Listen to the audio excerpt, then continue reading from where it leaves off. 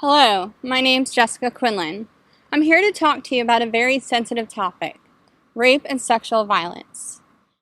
To bring attention to such an important issue as numbers of sexual violence have increased, a rape crisis center connected me to Tanith, a rape survivor.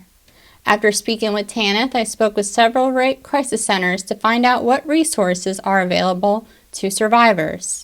They also provided me with more information about the ongoing issues that rape crisis centers face and what more can be done to assist with their issues.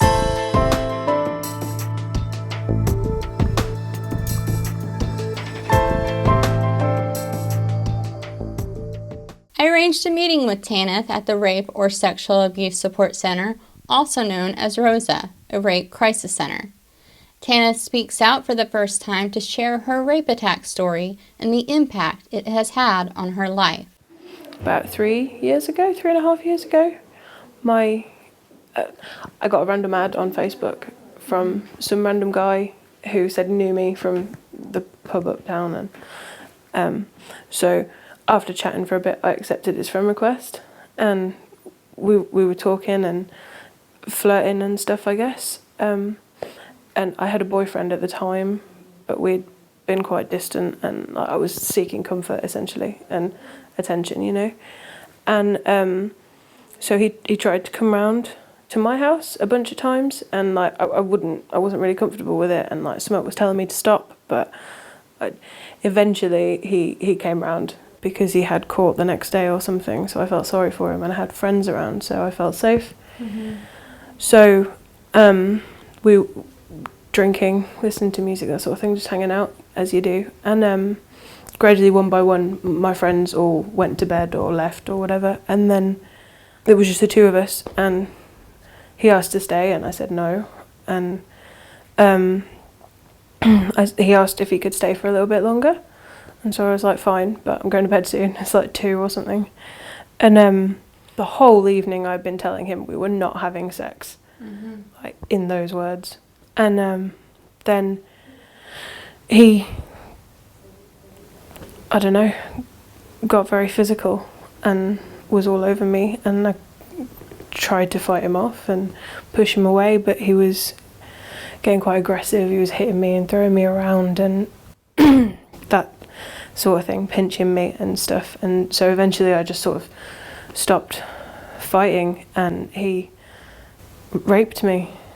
When it was all over, he just sort of like got up, and I was like a state, and I stumbled to the bathroom, but like I was in total bits, like I hadn't I don't know, I was looking in the mirror at myself, and like there's makeup all down my face, and I was just like bruises, and it was really, really bad. And a week later, I reported it to the police after speaking to my mum and my boyfriend at the time.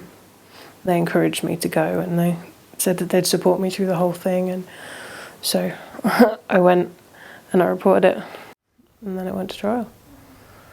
What was the outcome? He changed his plea on the day of trial to guilty and went to prison. So he's in prison now. Wow. Yeah. So how long did he get sentenced for? 3.5 years. Okay. He'll be out next May. Do you worry about that? Every day. I already don't go out.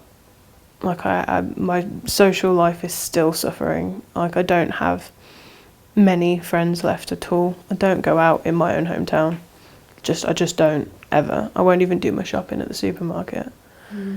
And he's being not partially released, but moved to a different prison so that he gets like day release and stuff. So I've been warned that he will be around, so I've had to draw up an exclusion zone around my house and like my area, so that like he can't come into it and trigger me or freak me out or anything, I guess. But it's really hard, and like I'm having to move away from my hometown. I've lived in this town for my whole life pretty much, and like he's ruined it for me, you know.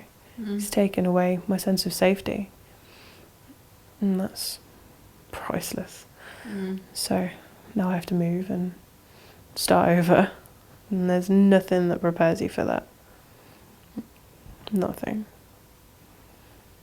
So at any point, did you ever find yourself regretting that you reported it? Every day. From the day that I reported it up until maybe 2 or 3 months after the trial was finished. It was so painful and so long that it just didn't seem worth it for a long time. All that kept me going through that was knowing that I was doing what I could to help other people who could potentially be hurt by him. Tanith told me that she did not feel like she got enough support from the police because she was not receiving updated information and guidance throughout the process of her case. A lot of times she had to rely heavily on ROSA to keep in touch with the police in regards to her case. As a victim of a sensitive crime, Tanith felt that the police did not show enough compassion towards her vulnerable state.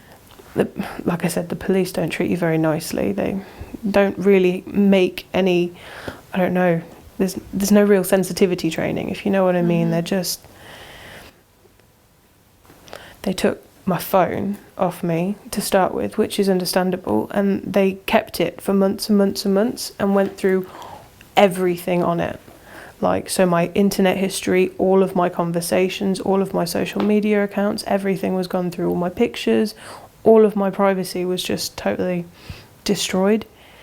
And it was horrible. It was horrendous.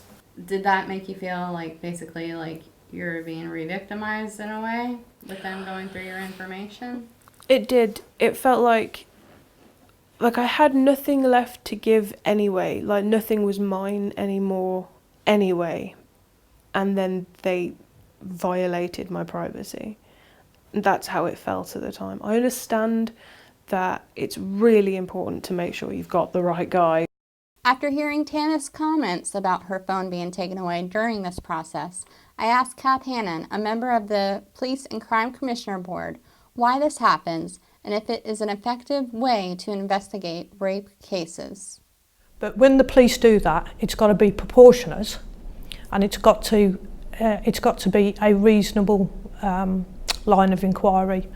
So if the offender said, if you check her phone, you will see that there are text messages between us, that we had a long-term relationship, and that was different to the information that the police had at that stage, then you would think that might be a reasonable line of inquiry. But then they should only be examining the timescales and the information that's relevant to that offence. I think it's completely abhorrent, really, that a victim should have to have their whole digital life exposed and potentially handed over to a defence team to make of it what they will. There is a reasonable point of inquiry which needs to be proportionate to the investigation. So yes, it needs to happen at some point, but it's got to be reasonable. However, Tanith suggests there is room for improvement. There must have been ways to do it that don't make survivors feel like, I don't know, like they're the ones in the wrong, like they're the ones that have to prove something. I don't know, I felt like I was just as guilty as he was, or I felt like I was being treated like I was. It's not right. Tanith said she was encouraged by her mom and her then boyfriend to report her rape attack to the local authorities and then get the emotional support she needed from a local rape crisis center such as ROSA. ROSA is an independent charity that offers free confidential support for anyone who has experienced the trauma of rape, sexual abuse, or sexual violence. Tanith told me ROSA provided her with a safe space that she desperately needed. It was a place where she could go once a week, where she knew no one could hurt her there. In order to get a better understanding of how a rape crisis center helps a rape victim survive and cope with the aftermath of rape, I went to Survivors Trust to speak with Linda Lewis, a training and development manager, to find out the different services they provide. Our centres will have people come in for a variety of options are open to them. They can have therapy, counselling, we have playgroup therapies for children. We also have like drop-in centres and group work, so we might have a group of male survivors having that peer support, or a group of female survivors that come together. But another area that people often use is helpline services. So we have one here at the Survivors Trust, a national helpline service manned by volunteers. And survivors, that's usually the gateway into services. Survivors tend to ring a helpline, ask some questions and consider whether they want to attend their local rape and sexual abuse centre for more support, more one-to-one support. Linda Lewis also said, sharing awareness is key to such a sensitive topic such as rape and sexual abuse, because it is still an ongoing issue. Letting people recognise that there are a lot. People think it's only the people they see on the TV. 75% of all survivors never report it to the police. And people often think that what they see is everybody. There's many more people that don't even come forward and seek support. It's something they keep deep within them, and it's there. You know, they try to manage it in their own way. Before speaking with the Rape Crisis Centers, I was aware of the serious issue that they face, a lack of funding.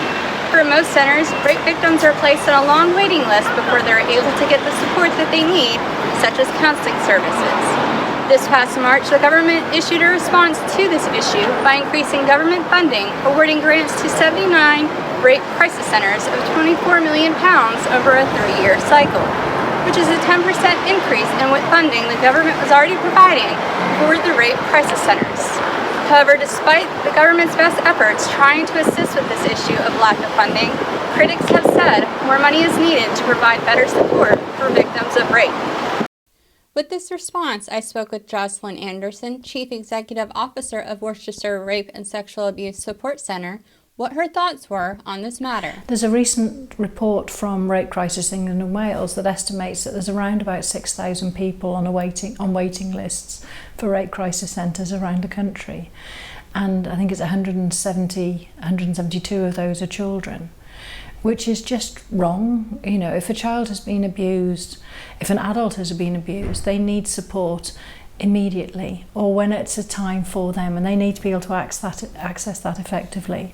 But because of the lack of funding, particularly for counselling services, it's getting harder and harder to provide that effective support for people. Although there is a lack of funding to support victims of rape, Tanith, Linda, and Jocelyn want to reach out with an encouraging message to victims of rape.